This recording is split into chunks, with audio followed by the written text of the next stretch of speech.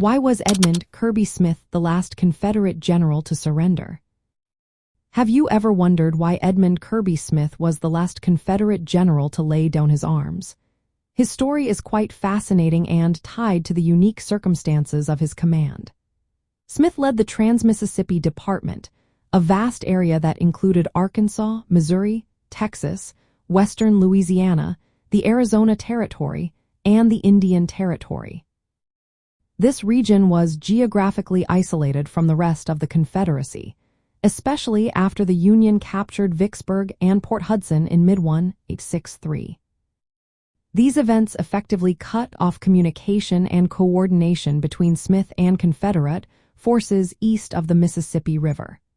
As a result, Smith operated with a significant degree of independence, and his command was often referred to as Kirby Smithdom due to its autonomy.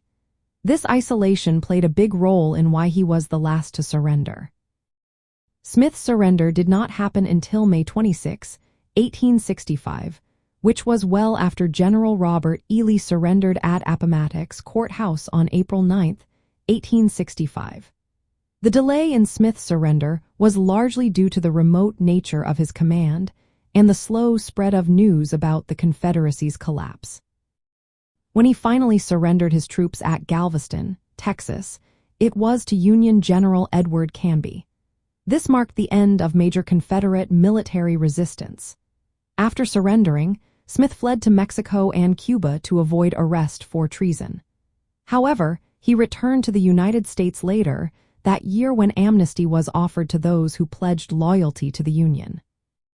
During his time in command, Smith was involved in significant military actions, including repelling the Union's Red River Campaign in 1864. However, the isolation of his forces limited their impact on the overall war effort. His surrender symbolized the final end of Confederate military power, as no other Confederate general with a substantial force remained active after he capitulated.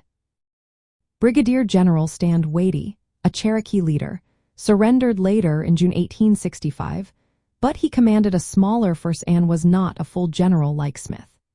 So, in essence, Edmund Kirby Smith was the last Confederate general to surrender due to his leadership of the isolated Trans-Mississippi Department, which remained operational after the main Confederate armies had already laid down their arms.